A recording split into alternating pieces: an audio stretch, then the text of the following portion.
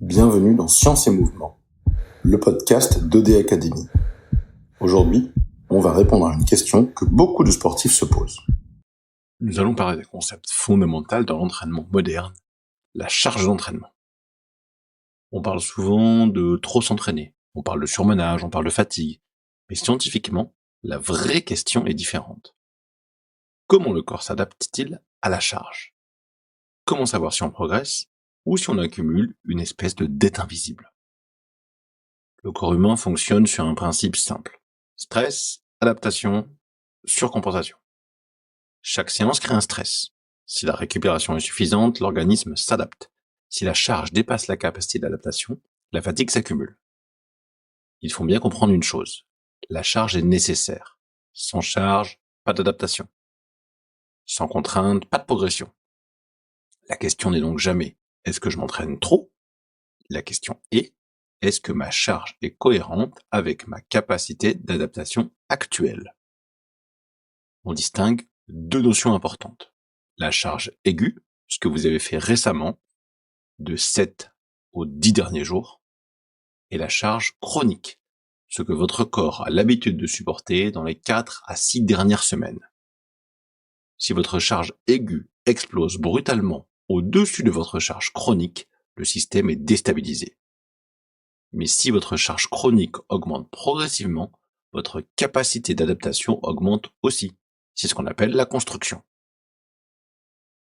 Prenons quelques exemples. Un triathlète augmente brutalement son volume de vélo. Il passe de 6 à 10 heures hebdomadaires. Physiologiquement, que se passe-t-il ? Il augmente du stress mécanique, du stress métabolique, une activation sympathique plus importante, une demande énergétique accrue. Si la base chronique ne soutient pas cette hausse, le système nerveux est en surcharge. Les performances peuvent tenir quelques semaines, puis la fatigue devient systémique. Ce n'est plus une blessure immédiate, c'est une dérégulation adaptative. Beaucoup pensent que la charge correspond uniquement au volume, à l'intensité, au kilométrage. Mais la charge réelle, elle inclut aussi le stress professionnel, le manque de sommeil, le stress émotionnel, les contraintes familiales et le déficit calorique. En plus, chez une femme en phase lutéale par exemple, une température plus élevée, un stress physiologique légèrement accru et une sensibilité différente à la récupération. La même séance ne représente pas la même charge selon le contexte. Continuons justement pour la femme avec des réponses à la charge qui peuvent varier au cours du cycle. En phase folliculaire, on a une meilleure capacité à encaisser l'intensité et une récupération plus rapide. En phase lutéale, on a une récupération parfois légèrement plus lente avec une perception d'effort plus élevée. Cela ne signifie pas de réduire systématiquement l'entraînement, cela signifie d'ajuster intelligemment la répartition des intensités. En périménopause, cette fois-ci, nous avons la variabilité hormonale, la modification métabolique et la sensibilité accrue à la fatigue. La charge doit donc être complètement individualisée. Chez une personne en déficit calorique important, la capacité de récupération diminue, la synthèse protéique peut être réduite, la fatigue nerveuse augmente. Même si le volume semble modéré, la charge interne peut être élevée. C'est pour cela qu'en perte de poids, la priorité n'est pas à l'intensité maximale, la priorité est la cohérence énergétique. Aujourd'hui, les montres calculent la charge aiguë, la charge chronique, le training load et le training statut. Donc ce qu'on va appeler charge d'entraînement ou training et effect. Ces indicateurs sont basés sur des modèles. Ils donnent une tendance, mais ils ne mesurent pas ni la qualité du mouvement, ni la tension psychologique, ni l'impact hormonal, ni la fatigue centrale profonde. Ils sont utiles, mais ils doivent être interprétés.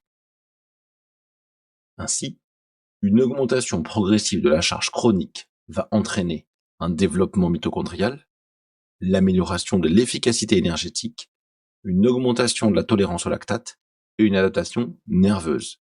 Mais ces adaptations prennent du temps. La progression durable est lente. L'erreur moderne est de vouloir accélérer ce processus. Il existe deux types de surcharge.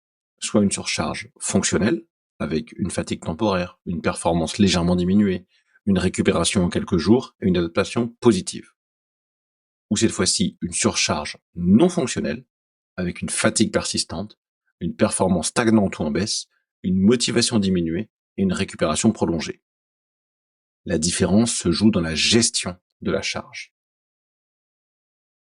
Chez OD Academy, la charge n'est jamais analysée isolément. Nous regardons la ventilation, la fréquence cardiaque, la HRV, le ressenti, le cycle hormonal et le contexte énergétique. La progression ne consiste pas à en faire plus, elle consiste à faire juste. Ainsi, la charge d'entraînement est un outil de construction. Elle doit être progressive, cohérente et individualisée. Ce n'est pas le volume qui fait progresser, c'est la capacité du corps à s'adapter à ce volume. Dans le prochain épisode, nous parlerons d'un sujet clé, de la glycémie et du métabolisme énergétique en temps réel. Parce que comprendre le carburant, c'est comprendre la performance. Bienvenue dans Science et Mouvement, le podcast d'OD Academy.